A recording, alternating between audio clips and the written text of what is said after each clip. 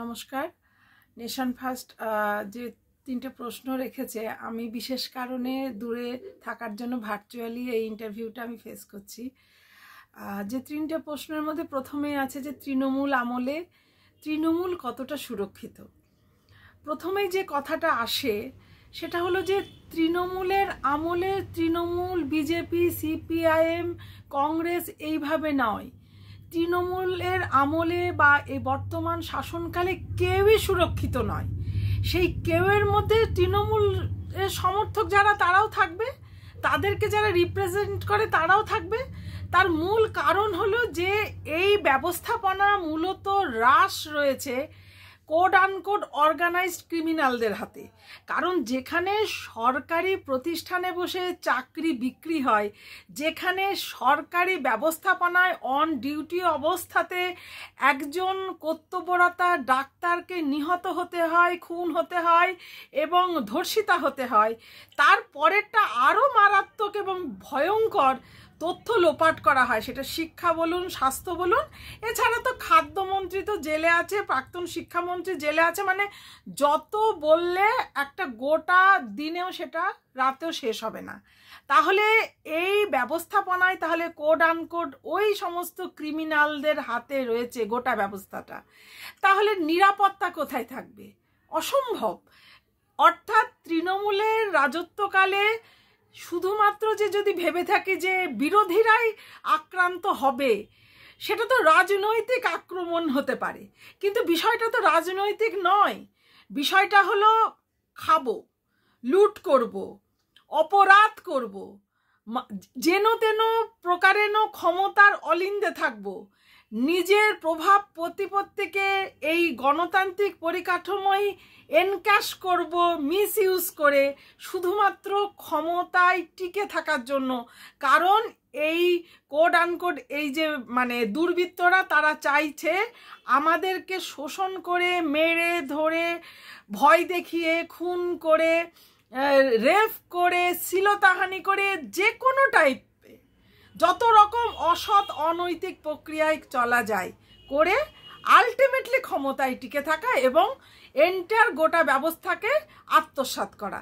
সেই কারণে সুতরাং এই কথা যদি ভাবা হয় যে তৃণমূলের আমলে তৃণমূলকে যারা সমর্থন করে তারা সুরক্ষিত, একেবারেই সেটা ভুল ভাবনা। তাহলে আর বকটুই হতো না, বা সাধারণ মানুষও আজকে মৃত্যু ঘটতো না, এবং দিন দিন এত অরাজক এবং নৈরাজ্য পরিস্থিতি তৈরি হতো না। তারা তো সংখ্যাগরিষ্ঠ লোক, তাদের তো ভোট পার্সেন্টেজও বেশি, সংসদীয় গণতন্ত্রে তাদের প্রভাব প্রতিপত্তি, তাহলে এত খারাপ অবস্থা কেন? সুতরাং এর সাথে একেবারেই সম্পর্কিত নয়। দ্বিতীয় প্রশ্ন, অভিষেক ব্যানার্জি মুখ্যমন্ত্রী হলে কি নূতন বদলের সম্ভাবনা? একেবারেই এই ধরনের ভাবনা কোথাও যেন অসার। কারণ বুঝতে হবে ব্যক্তি পরিবর্তনে কিন্তু গোটা ব্যবস্থার পরিবর্তন কার্যত অসম্ভব। কারণ আজকে দিনে দাঁড়িয়ে এটা প্রমাণিত, এই মুহূর্তে আমরা পশ্চিমবঙ্গবাসী আছি কোড আনকোড দুষ্কৃতী রাজদের হাতে এবং দুর্বৃত্তদের হাতে। একেবারে প্রত্যেকটা ধারাবাহিকভাবে দেখলে দেখা যাবে যে যখন প্রতিবাদ যে করতে যাবে তাকে যেন তেন প্রকারণে তার প্রাণহানি করা হবে, না হলে ভয় দেখানো হবে। দিনের পর দিন এটা চলছে। তাহলে ব্যবস্থাটা কি? ক্ষমতার অলিন্দে থাকা যেন তেন প্রকারণে। শুদ্ধিকরণ তো নয়। তাহলে কি আমরা দিনের পর দিন এই জায়গায় হতো না? আজকে বলুন, এই যে শিক্ষা দুর্নীতি নিয়ে চাকরি বিক্রি হয়েছে, বারংবার জানানো হয়েছে, আন্ডার জুডিশিয়াল বলে সেটাকে ফেলে রাখা রয়েছে, একেবারে সেই পড়ে রয়েছে সুপ্রিম কোর্টে। যদি তাই হতো তাহলে তো যারা এই দুর্বৃত্ত কোড আনকোড যারা এই ধরনের অপরাধ সংগঠিত করা হয়েছে তাদের বিরুদ্ধে ব্যবস্থা নেওয়া হতো। হয়েছে কি না? তার পরবর্তীতেও ভাবুন, বিভিন্ন যে কেলেঙ্কারিতে আর্থিক তছরূপের নাম এসেছে এবং সেখানে আমাদের এই সাংসদের নাম কিন্তু নেই এমনটা নয়। তিনি যদি অতই সৎ ব্যক্তি হবেন, যতবার ইডি সিবিআই তাকে মুখোমুখি হওয়ার কথা বলেছে, তিনি নিশ্চয়ই রক্ষা কবচ নিতে সুপ্রিম কোর্ট অবধি দৌড়াতেন না। লিপস অ্যান্ড বাউন্স নিয়ে যে ধরনের প্রশ্নগুলো উঠেছে নিশ্চয়ই তিনি ফেস করতেন। তাহলে তো আমরা এটা বুঝে গেছি যে মূল সমস্যা ব্যবস্থাতে, মূল সমস্যা হলো কখনোই ব্যক্তিতে নয়। অর্থাৎ এই যে গোটা ব্যবস্থা চলছে, এই যে পশ্চিমবঙ্গে সরকারি ব্যবস্থায় তৃণমূল কংগ্রেস একটা রাজনৈতিক দল, তারা শাসন করছে একটা সরকার, দুটো সমার্থক নয়। সরকার যদি সেটা জনগণের জন্য, জনগণের দ্বারা জনগণের সরকার হয়, তাহলে পারে সেটা গণতান্ত্রিক নিয়মে চলবে। সেটা তো ওই কিভাবে চুরি চামারি এই সমস্ত দুর্বৃত্তদের দিয়ে তো চলবে না।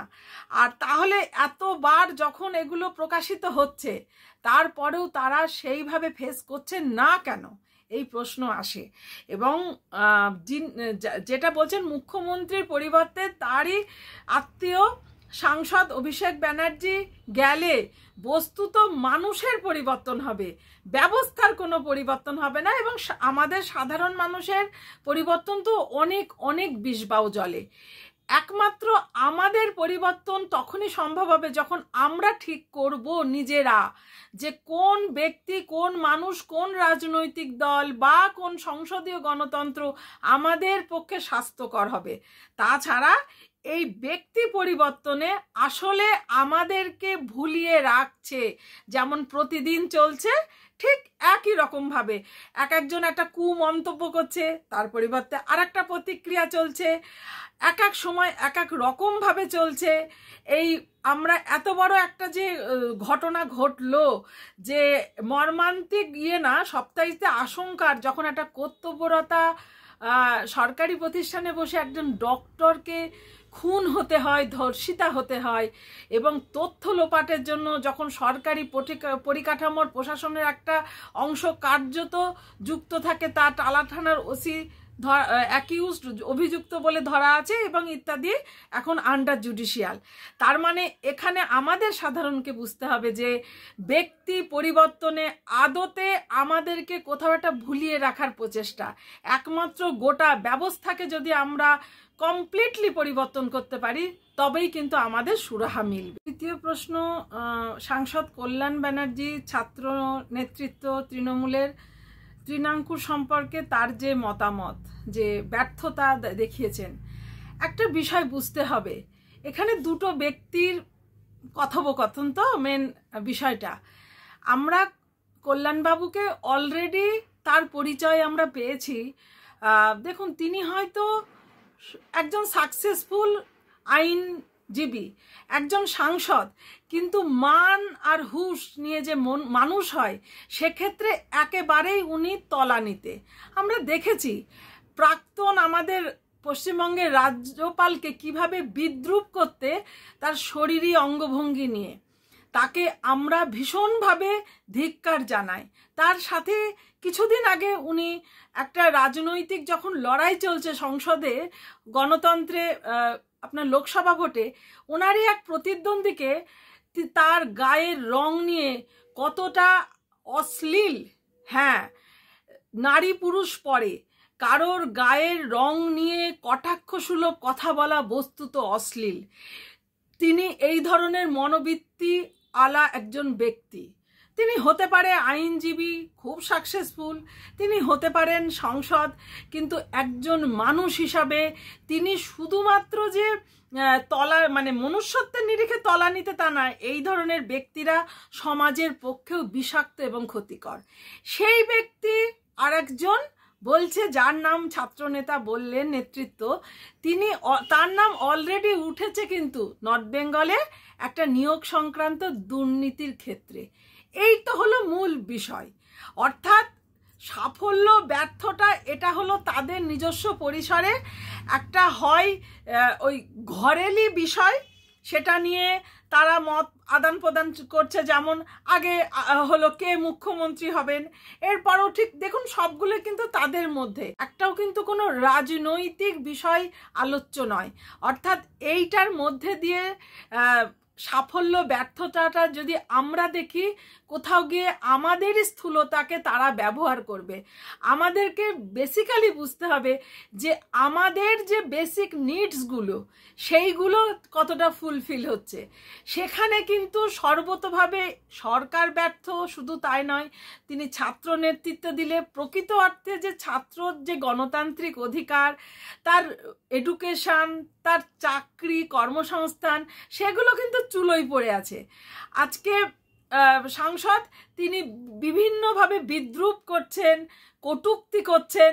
আমরা কিছুদিন হয়তো উষ্মা প্রকাশ করছি, কেউ কেউ আবার সেটাকে সমর্থন করছি। এই হলো কথার কুলকুচি চলছে, কিন্তু বেসিক জায়গা কিন্তু সেই রয়েছে।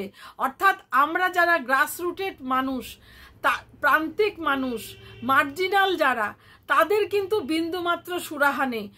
উপরন্তু তাদের এই কথার কুলকুচি আর এই নোংরামি ছ্যাবলামির জন্য কোথাও গিয়ে যেন আমরা আমাদের যে মূল বিষয়গুলো আমাদেরকে ভাবনার থেকেও সরিয়ে দেওয়া হচ্ছে। সেখান থেকে আমাদের সজাগ হতে হবে এবং আগামী দিনে আমাদেরকে আরও সজাগ হয়ে সুচিন্তিত মত প্রকাশ করতে হবে, যা কিনা আমাদের জন্য, সাধারণ মানুষের জন্য স্বাস্থ্যকর। কোনো দলীয় রাজনীতি আমাদেরকে দ্বারা যদি পরিচালিত করে, তাহলেই কিন্তু এইরকম আমাদের মারাত্মক ফল, মানে আমরাই ক্ষতিগ্রস্ত হব। রাজনৈতিক দলগুলো আমাদের দ্বারা পরিচালিত হবে, সাধারণ মানুষদের দ্বারা। সেইরকম হ্রাস এবং সেই জায়গাটা আমাদেরকে তৈরি করতেই হবে, তখনই প্রকৃত সমাধান ফিরে আসবে।